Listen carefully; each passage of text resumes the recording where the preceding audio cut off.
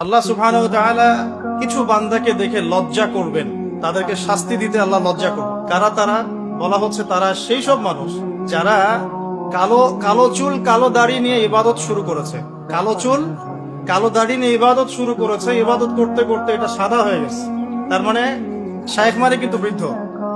শায়েখের অনেক অর্থ হয়, শায়েখ মানে পণ্ডিত, স্কলার। শায়েখ মানে কিন্তু বৃদ্ধ।